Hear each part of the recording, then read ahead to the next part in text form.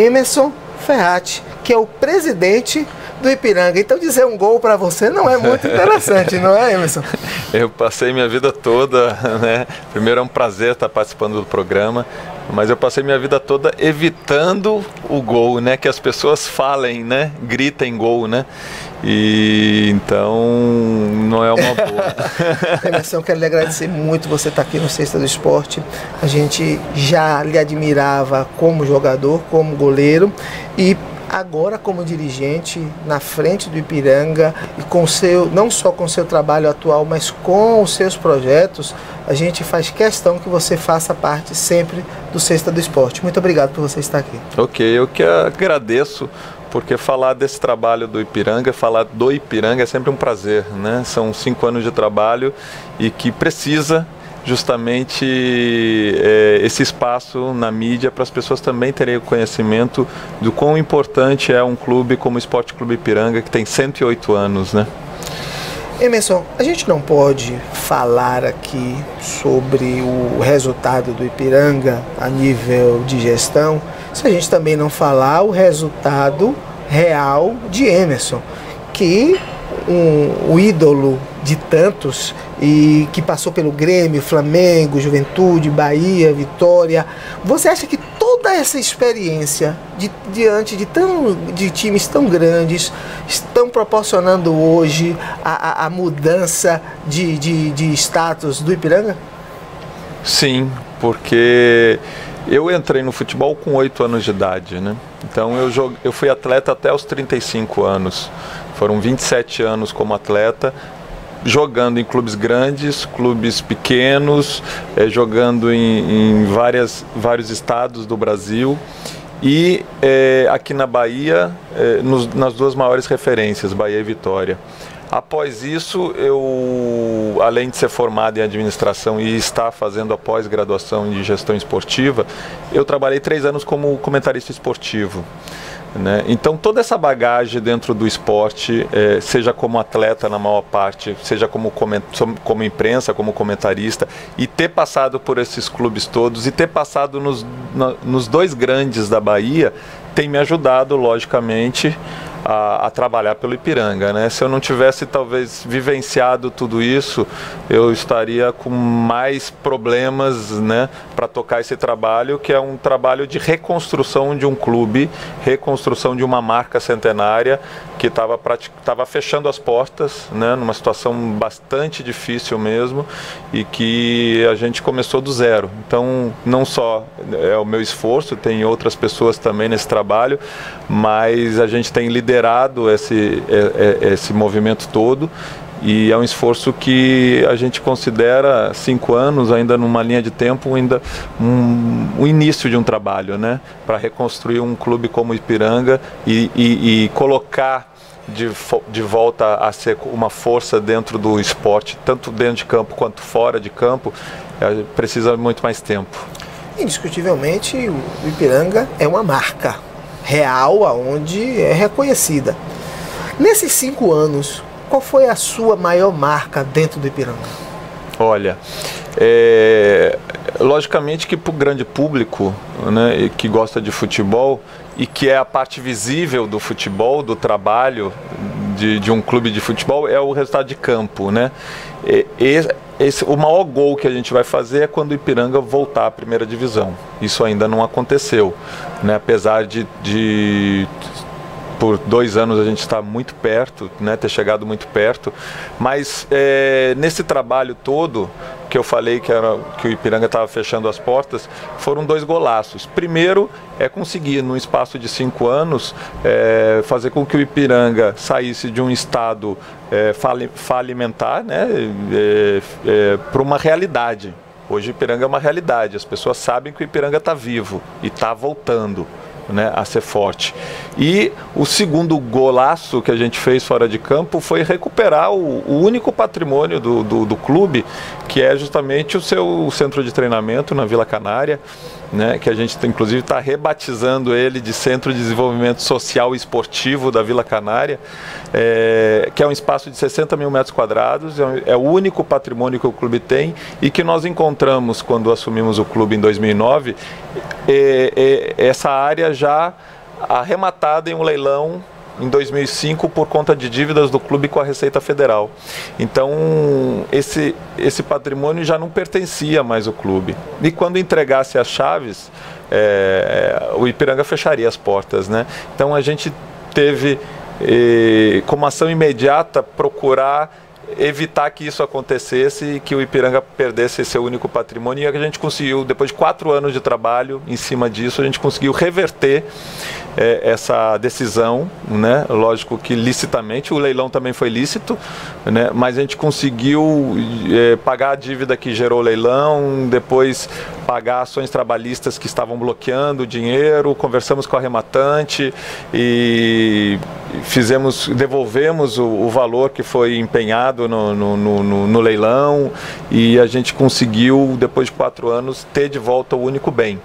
Então esse foi um grande gol, porque sem o patrimônio o Ipiranga alugaria uma salinha aí em qualquer lugar de Salvador, botaria um nome na porta, e isso é muito pouco para um clube de futebol. A estrutura lá é imensa, possibilidades inúmeras, e hoje Salvador não tem um ginásio, Salvador não tem uma pista de atletismo, Salvador tem né? Como é que você vê isso? Aquele espaço ali poderia ser aproveitado, inclusive, por algumas, por prefeitura ou pelo Estado, porque eu acho que ajudaria de ambas as partes, porque hoje Salvador e a Bahia está, infelizmente, atrás de muitos estados. O nosso esporte sofre bastante, né? A gente, infelizmente, aqui na Bahia não tem a cultura do investimento no esporte, né? Se o futebol já sofre, né? Os clubes menores sofrem no futebol, você imagina as outras modalidades, né? Infelizmente é a nossa realidade. O que a gente tem lá na Vila Canária é um espaço de 60 mil metros quadrados. É um espaço que a gente encontrou, fora essa situação do leilão, né? A gente encontrou um espaço abandonado, com mato tomando conta, e os equipamentos que existiam já todos destruídos, né? Enfim, precisando reformar todo o espaço. O campo, que é oficial e que já teve jogo do Campeonato Baiano da Primeira Divisão, não tem grama. O parque aquático, que tem uma piscina semiolímpica, também as 3 piscinas precisando de reforma, as 2 quadras praticamente já destruídas, né? A gente encontrou a Vila Canária nessa situação. E desde o início eu detectei, né, nós do Ipiranga detectamos o potencial daquele lugar ali. O Ipiranga tradicionalmente sempre teve a comunidade, sempre teve seus sócios dentro do clube, usufruindo das suas piscinas, enfim, tendo lazer ali dentro, e aos finais de semana colocava 2, 3 mil pessoas dentro da sede do clube. E desde o início a gente detectou esse potencial, né, de desenvolver aquele espaço não só como um centro de treinamento de um clube de futebol, né, que é o que a gente vê normalmente nos clubes, e principalmente aqui nossas 2 referências, Bahia e Vitória, né? Tanto Fazendão quanto Barradão são destinados exclusivamente à prática do futebol e à formação de atletas e o time profissional. No Ipiranga não, dentro desses 60 mil metros quadrados nós estamos destinando 15 mil metros quadrados, que é onde situa-se as piscinas, as quadras, né? Já temos uma quadra completamente recuperada, coberta, uma quadra poliesportiva. 2 das 3 piscinas estão sendo reformadas, daqui a um pouco tempo estão sendo inauguradas, e estamos correndo atrás e buscando parcerias para reformar a piscina semiolímpica, né? Já reconstruímos a sede, o salão nobre, enfim, já começamos a reformar o espaço. Mas esses 15 mil metros quadrados a gente tem trabalhado para que seja um espaço e que tenha movimento, tenha gente de segunda a segunda. De que forma? Seja os sócios do clube pelo lazer, né, usufruindo das piscinas, quadras, seja por eventos, né, que a gente produz ou então aluga para eventos, seja por projetos sociais, como já existe o projeto Canarinho dentro do Ipiranga, que atende 500 crianças com iniciação esportiva e inclusão digital, seja por esportes olímpicos, que é um espaço com o potencial de ser um centro olímpico de referência na cidade, que não existe.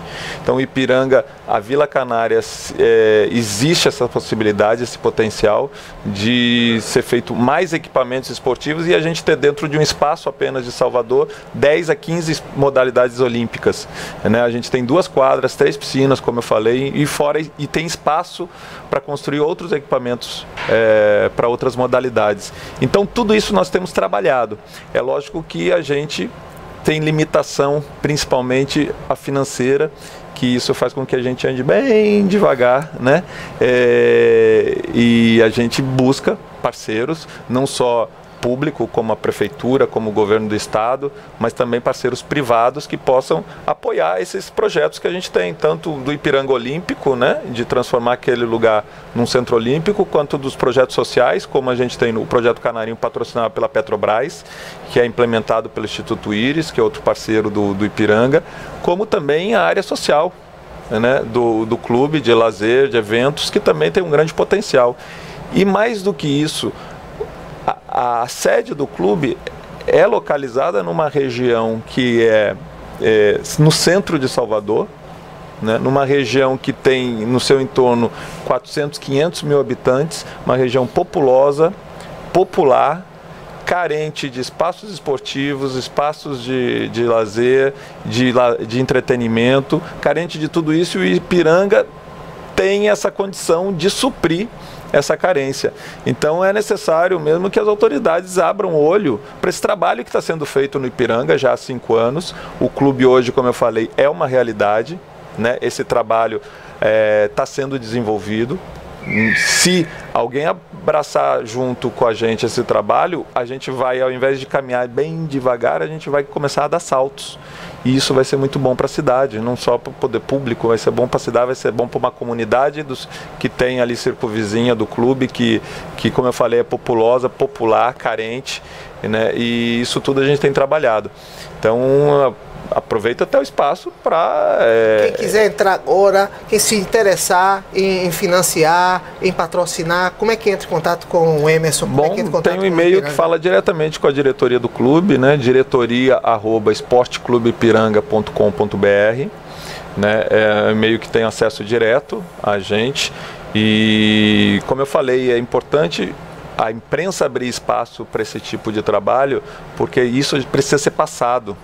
É uma parte de um trabalho que não é visto, o grande público não tem acesso, como o resultado de campo, né? O futebol por si só, né? O time de futebol quando joga, todo mundo sabe se ganhou, se perdeu.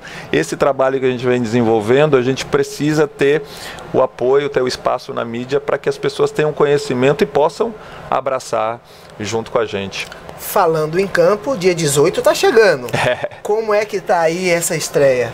Nós já estamos trabalhando, montando a equipe, ainda não está completamente formado o grupo de atletas, mas a gente está próximo já da estreia, que é dia 18, contra o Flamengo de Guanambi. Aproveitar também o espaço para convidar os torcedores do clube e também quem gosta de futebol, não só torcedores do Ipiranga. Jogamos em Pituaçu, nosso mando de campo, e estreamos, como eu falei, no sábado, dia 18, às 16 horas, contra o Flamengo de Guanambi. Emerson, a gente sempre termina nossas entrevistas com uma frase, né? Ipiranga, como é um time centenário, deveria ser um livro, uma frase seria... Tem uma história pouca, linda, né? Esse clube tem uma história linda. Que vamos ter a oportunidade de vir aqui ou fazer uma matéria sobre a história do Ipiranga, principalmente quando ele subir para a primeira divisão. Será um prazer, de você vir aqui comemorar conosco. Mas qual é a frase de Emerson que engloba um jogador de sucesso extremamente querido pela sua torcida, um administrador, o presidente do Ipiranga e, acredito, tenho plena convicção, a pessoa que vai mudar a história do Ipiranga, né? no sentido da ascensão? Eu vou aproveitar, né, e lançar aqui um slogan que a gente tem trabalhado dentro do clube e foi feito no último planejamento estratégico, que por todo esse trabalho que a gente vem fazendo em todas essas frentes, né, nós colocamos um conceito nesse trabalho todo e que a gente está começando a divulgar isso, né, que é o Mais Querido, né? O Mais Querido é o apelido do clube e com muita...